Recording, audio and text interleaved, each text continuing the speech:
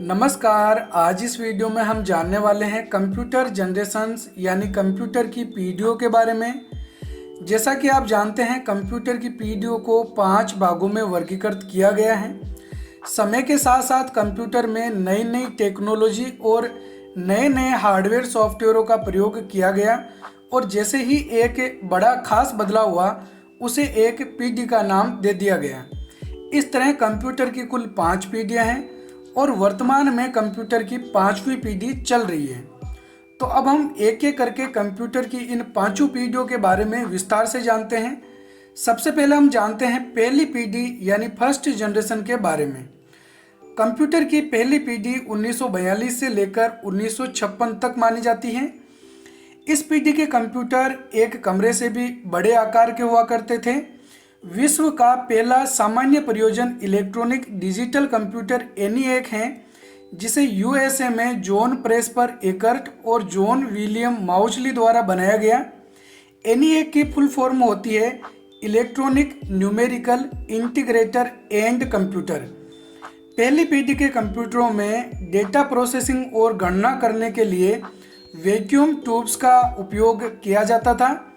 ENIAC computer में लगभग 17,468 vacuum tubes का प्रयोग किया गया था।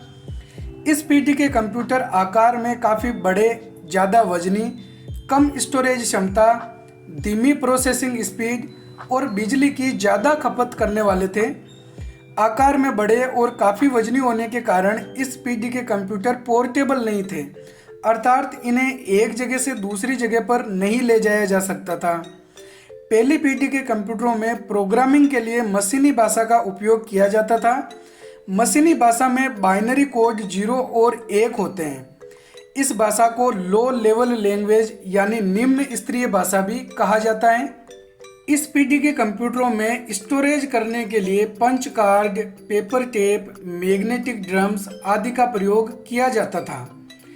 इस पीढ़ी के कंप्यूटरों की लागत काफ़ी ज़्यादा होने के कारण इन्हें विशेष प्रयोजन जैसे सैन्य सुरक्षा और वैज्ञानिक गणनाओं में प्रयोग किए जाते थे। वैक्यूम ट्यूब से ज़्यादा होने के कारण यह कंप्यूटर काफ़ी ज़्यादा गर्मी उत्पन्न करते थे। इनमें AC यानी अल्टरनेटिंग करंट का उपयोग भी जरूरी था। इन कंप्यूटरों का परिणाम बिल्कुल सटीक नहीं होने के कारण कम विश्वसनीय हुआ करते थे। पहली पीढ़ी के कुछ कंप्यूटरों के नाम हैं ENIAC, ADVAC, UNIVAC, IBM 701 आदि। अब हम जानते हैं कंप्यूटर की दूसरी पीढ़ी यानी सेकेंड जनरेशन के बारे में। कंप्यूटर की दूसरी पीढ़ी 1956 से लेकर 1965 तक मानी जाती है। इस पीढ़ी के कंप्यूटर में इलेक्ट्रॉनिक घटक के रूप में वैक्यूम ट्यूब्स की जगह पर ट्रांजिस्टर का प्रयोग किया जाने लगा, जिसके कारण यह कंप्यूटर आकार में पहली पीढ़ी के कंप्यूटर की तुलना में छोटे हो गए, परंतु अभी भी इनका आकार काफ़ी बड़ा था। ट्रांजिस्टर के कारण यह कंप्यूटर बिजली की कम खपत, तेज गति, सस्ते और विश्वसनीय हो गए थे पहली पीढ़ी की तुलना में। हालांकि यह कंप्यूटर भी ज़्यादा गर्मी उत्पन्न करते थे और इन कंप्यूटरों में भी AC यानी अल्टरनेटिंग करंट की आवश्यकता होती थी। दूसरी पीढ़ी के कंप्यूटरों में प्रोग्रामिंग के लिए हाई लेवल लैंग्वेज यानी उच्च स्तरीय भाषा कोबोल और फोर्ट्रेन का उपयोग किया गया था। साथ ही निम्न स्तरीय भाषा असेंबली का प्रयोग भी किया गया। इस पीढ़ी के कंप्यूटर की स्पीड को माइक्रोसेकंड में मापा जाता था। इस पीढ़ी में स्टोरेज करने के लिए प्राइमरी मेमोरी के रूप में चुंबकीय कोर तथा सेकेंडरी मेमोरी के रूप में चुंबकीय टेप और चुंबकीय डिस्क का प्रयोग किया गया। दूसरी पीढ़ी के कुछ मुख्य कंप्यूटरों के नाम हैं CDC 1604, CDC 3600, IBM 401, IBM 1620 आदि। अब हम जानेंगे कंप्यूटर की तीसरी पीढ़ी यानी थर्ड जनरेशन के बारे में। कंप्यूटर की तीसरी पीढ़ी 1965 से 1971 तक रही। इस पीढ़ी के कंप्यूटर में ट्रांजिस्टर की जगह पर IC यानी इंटीग्रेटेड सर्किट का प्रयोग किया गया था। IC की चिप पर इलेक्ट्रॉनिक कंपोनेंट्स जैसे ट्रांजिस्टर, रजिस्टर्स, कैपेसिटर्स आदि की काफ़ी ज़्यादा संख्या को एक साथ रखा जा सकता था, जिस कारण कंप्यूटर का आकार और ज़्यादा छोटा बनाया गया। यह कंप्यूटर दूसरी पीढ़ी के तुलना में कम बिजली खपत और ज़्यादा कार्य क्षमता में सक्षम थे। ऑपरेटिंग सिस्टम की अवधारणा को भी इसी पीढ़ी में पेश किया गया। इस पीढ़ी के ऑपरेटिंग सिस्टम में मल्टी प्रोग्रामिंग और टाइम शेयरिंग की क्षमताएं भी विकसित हुए। साथ ही सीमित रूप में मल्टीटास्किंग का उपयोग भी किया गया। इस पीढ़ी के कंप्यूटर आईसी के कारण छोटे और सस्ते हो गए थे, परंतु यह कंप्यूटर अभी भी पोर्टेबल नहीं थे, अर्थात इनका आकार और वजन इतना ज़्यादा था कि इन्हें एक जगह से दूसरी जगह साथ लेकर जाना संभव नहीं था। इस पीढ़ी के कंप्यूटर में इनपुट और आउटपुट के लिए कीबोर्ड और मॉनिटर का प्रयोग किया गया था। यह कंप्यूटर और भी ज़्यादा विश्वसनीय हो गए थे। मिनी कंप्यूटर का वास्तविक विकास इसी पीढ़ी के दौरान हुआ था। इस पीढ़ी में प्रोग्रामिंग के लिए कई नई हाई लेवल लैंग्वेज जैसे बेसिक, एल्गोल, LISP, फोर्ट्रॉन 3 आदि का उपयोग किया गया था। इस पीढ़ी में प्राइमरी मेमोरी के लिए मॉड्यूलर कोर मेमोरी तथा सेकेंडरी मेमोरी के लिए चुंबकीय टेप तथा चुंबकीय डिस्क जैसे फ्लॉपी डिस्क और हार्ड डिस्क ड्राइव आदि का प्रयोग किया गया।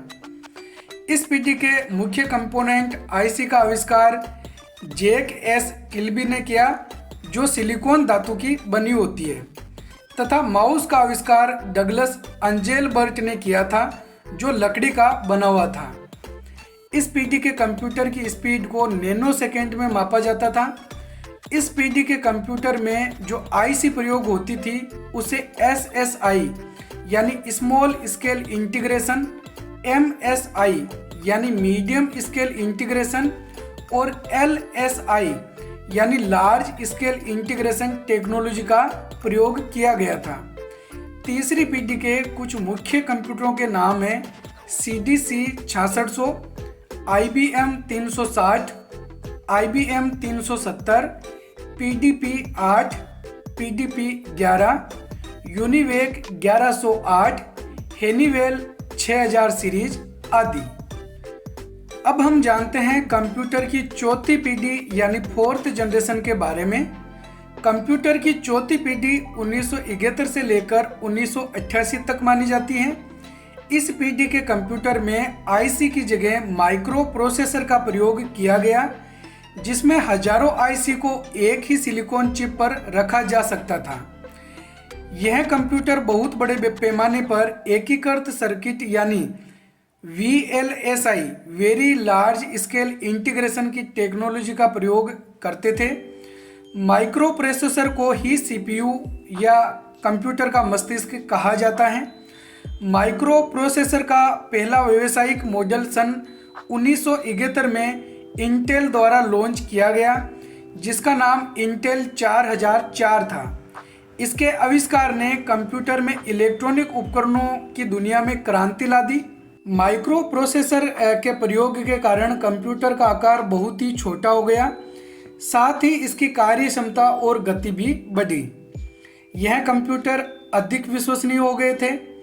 इन कंप्यूटरों में बिजली की खपत बाकी पीढ़ियों के मुकाबले काफ़ी कम हो गई थी। माइक्रो प्रोसेसर का प्रयोग करने के कारण इस पीढ़ी के कंप्यूटरों को माइक्रो कंप्यूटर कहा जाता है। इन्हें PC यानी पर्सनल कंप्यूटर के नाम से भी जाना जाता है। सस्ते और लोकप्रिय होने के कारण इन कंप्यूटरों की पहुंच ऑफिस, घर और आम आदमी तक हो गई। इन कंप्यूटरों का प्रयोग जीवन के हर क्षेत्र में किया जाने लगा। इस पीढ़ी में प्रयोग किए जाने वाले कुछ ऑपरेटिंग सिस्टम हैं Unix, MS-DOS, CP/M, Apple DOS, Microsoft Windows आदि।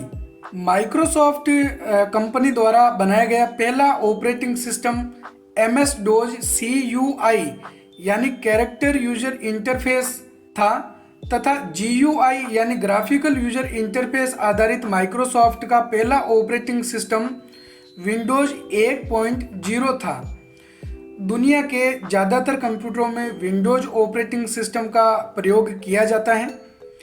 इस पीढ़ी के कंप्यूटर में प्राइमरी मेमोरी के रूप में रैम और रोम तथा सेकेंडरी मेमोरी के रूप में hard disk drive, floppy disk, magnetic tape, optical disk जैसे सीडी आदि का प्रयोग किया गया।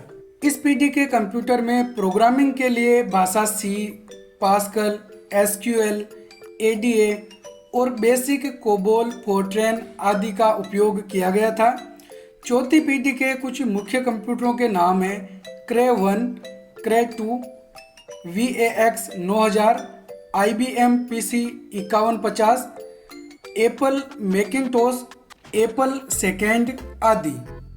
अब हम जानते हैं कंप्यूटर की पांचवी पीढ़ी यानी फिफ्थ जनरेशन के बारे में, जो वर्तमान में चल रही है। कंप्यूटर की पांचवी पीढ़ी 1988 से लेकर वर्तमान तक मानी जाती है।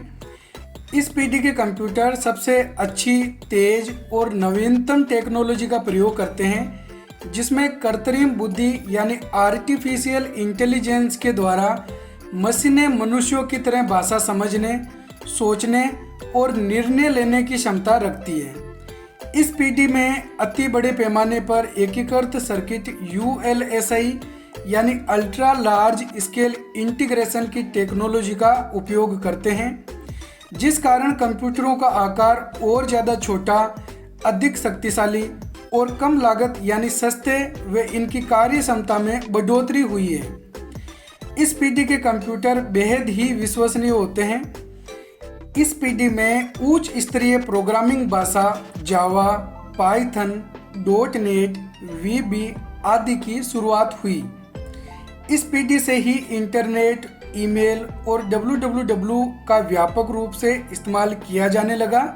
इस पीढ़ी में प्राइमरी मेमोरी के लिए रैम, रोम और कैश मेमोरी तथा सेकेंडरी मेमोरी के लिए SSD, NVMe SSD, Optane memory, HDD, DVD, Blu-ray disc, high capacity external hard drive, USB flash drive जैसे pen drive, micro SD card तथा क्लाउड स्टोरेज जैसे Google drive, Microsoft OneDrive और Dropbox आदि का प्रयोग storage के लिए किया जाता है। इस पीढ़ी में AI आधारित रोबोट्स का उपयोग भी काफ़ी बढ़ गया है। यह IoT यानी इंटरनेट ऑफ थिंग्स कनेक्टिविटी के कारण और भी ज़्यादा स्मार्ट, बुद्धिमान और प्रतिक्रियाशील होते हैं। इस पीढ़ी के कंप्यूटर का प्रयोग जीवन के हर क्षेत्र में होने लगा है। यह कंप्यूटर आकार में सबसे छोटे और पोर्टेबल भी हैं। आमतौर पर हम मोबाइल में गूगल असिस्टेंट, ChatGPT का उपयोग करते हैं, जो AI के उदाहरण हैं। इसके अलावा अलेक्सा, सिरी और कोर्टना आदि भी इसके उदाहरण हैं। इस पीढ़ी में desktop PC, laptop, flaptop, smartphone, ultrabook, Apple iPhone, notebook, Chromebook आदि का विकास हुआ और प्रचलन भी काफ़ी ज़्यादा होने लगा है। भारत का पहला सुपर कंप्यूटर परम 8000 और परम 10000 का आविष्कार भी इसी पीढ़ी में हुआ। तो आज इस वीडियो में हमने कंप्यूटर की पांचों पीढ़ियों के बारे में विस्तार से जाना है। हमने इस वीडियो में जितने भी इलेक्ट्रॉनिक घटकों के नाम और फुल फॉर्म्स बताई हैं, वो आपको इस वीडियो के डिस्क्रिप्शन में मिल जाएगी। आप कमेंट करके ज़रूर बताएं कि आपको यह वीडियो कैसा लगा।